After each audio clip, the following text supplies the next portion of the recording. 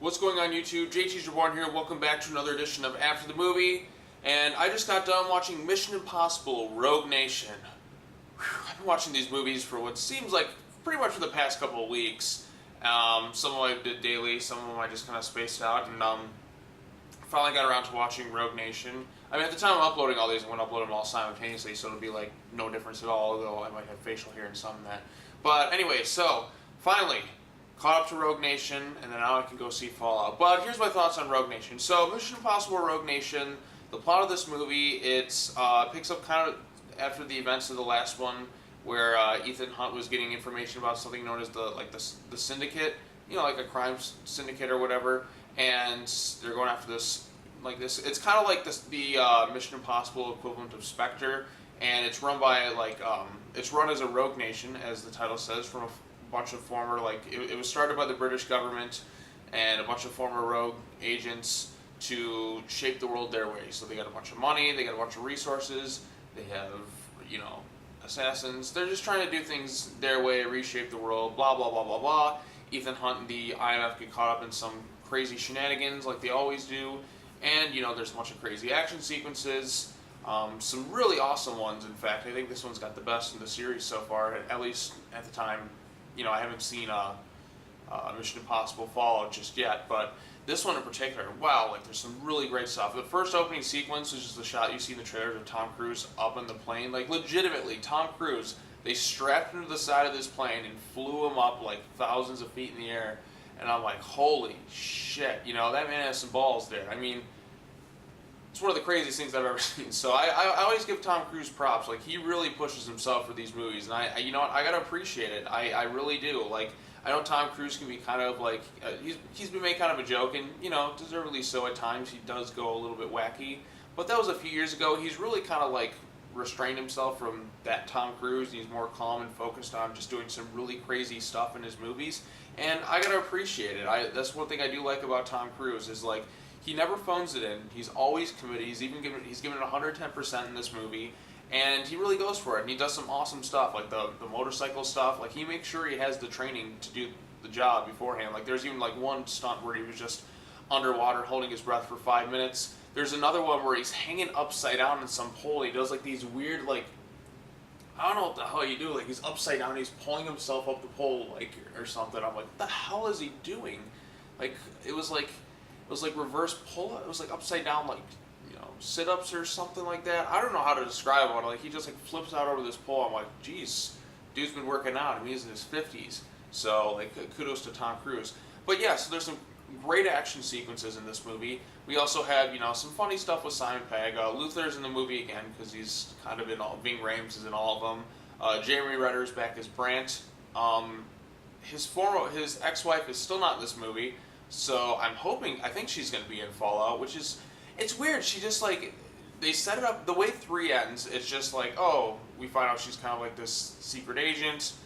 And, it seems like she's going to be a big part in the next movie. She's at the very end of Ghost Protocol. She's not in this movie at all. So I'm like, what is going on with his ex-wife? It's just she's kind of just shelved aside. And I kind of was hoping they do more stuff with her. Yeah, so then she's not in the movie. So they got Simon Pegg, and then Alec Baldwin comes into the movie as this head of the CIA or something like that, trying to, say hey, IMF has been fucking up all the time. Let's disband it. And I'm like, okay, so by the end of the movie, we know he's going to just be okay, IMF's cool, which, it does happen. In terms of villains, we have this new villain named Solomon, I don't want to say Solomon Kane, Solomon Lane. Yeah, Solomon Lane, because there's that movie that came out a few years ago called Solomon Kane. I want to keep calling him that, but it's JK. It's literally 1 letter away. So, Solomon Lane, not Solomon Kane, is basically the equivalent of the Ernst Stavro Blofeld of the Mission Impossible series. Because apparently, I saw him in the trailers for Fallout, so he's going to be in that movie. In terms of villains, he's just kind of there. That's the problem with these movies. Outside of Mission Impossible 3, where Philip Seymour Hoffman was bringing his A game and intensity to that whole movie as the villain, he was great. The villains have been kind of okay to subpar in these movies. Nothing really all that great except for Philip Seymour Hoffman, who just had me on the edge of my seat the entire time as the villain. And it's, R.I.P. about what happened to him. But it's just kind of disappointing that the villain department hasn't really been, excelling in a while. Like you don't really feel like nervous or anything like that. Of course, they have like these other kind of like so-so henchmen, but it's just there's a lot of they're just not like anything too special, I should say, with the villains in this movie or really this series, outside of Owen Davian in Mission Impossible 3. But yeah, as far as like my rankings in the movies, I do think this one was an improvement over 3, with the exception of the villain, which is, like I said, there's some good stuff in 4, but I like this one more than Mission Impossible Ghost Protocol. I was more on the edge of my seat from the get-go. The plot moved along a lot faster. The action sequences were even better. And it just seems like the series, yeah, like people are like consistently gets better. So in terms of my ranking of the series, like this one, the climax is, like I said, there's no big epic climax. The best climax I still think is Mission Impossible 2 because it's just so over the top ridiculous. But in terms of action sequences, it's kind of cool and pretty entertaining. Like that's the only really entertaining bits in that movie. Now that I've sat on it for a while, but like. The climax in this one, like, there's some intense stuff, like Benji gets kidnapped, and Ethan has to, like, they're after, like, this drive or whatever, because they're always after some device of some sorts. At least it's not like an arms dealer this time, because I feel like we've had an arms dealer of sorts in the last couple of movies. But, yeah, so they're after this device. Ethan memorizes these bank codes, and Solomon Lane, I was about to say Solomon Lane, because he's not that great of a villain. And then he ends up getting trapped in, like, this little cage at some point in the movie, and then blah blah blah, yada yada yada. So yeah, yeah, I think that's all the plot points I need to cover. There's so many like little details in that like you honestly will not be able to remember. Like I can't remember most of the plot stuff in these movies. I just remember from point A to point B. A good way to catch up on these movies too is to watch videos where people like break down like all the plot points in the series. So like even now I'm just like I'm trying to remember things that just happened and I can't. I mean it's like a 2-hour and 15-minute movie. They're always explaining new things in like every scene. I'm just like trying to keep up with everything. I'm like, okay, who are you? Who are you at? There was this new chick in the movie. Her name was like Felix, or no, was it Felix Faust? No, Felix. I can't remember her name now. Rebecca Ferguson in the movie. That's her character.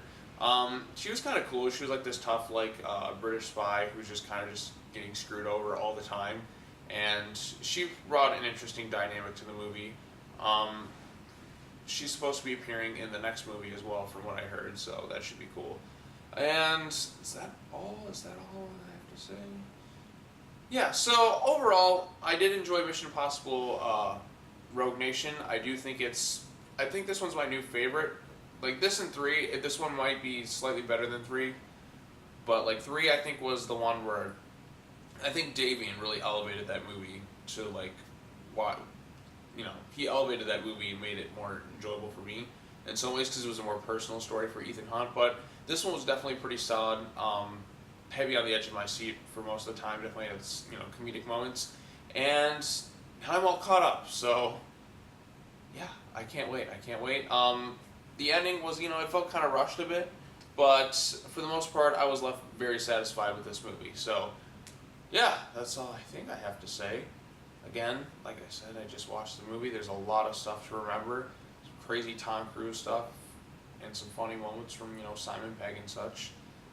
Yeah, I think that's all I have to say. But anyways, what did you guys think of Mission Impossible Rogue Nation? Let me know in the comments below. Hit that bell for notifications. Subscribe to the channel.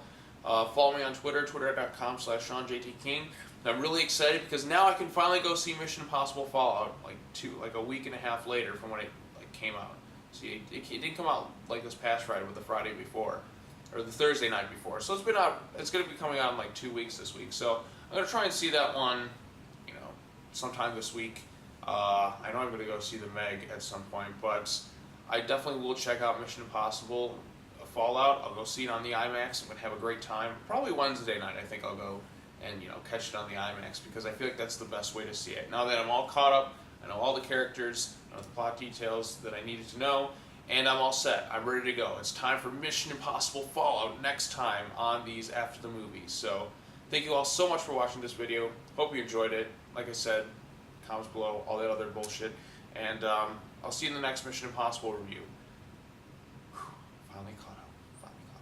Alright, take care now. Bye-bye then. Dun, dun, dun, dun, dun, dun, dun, dun, dun, dun, dun, dun, dun. Do-do-do.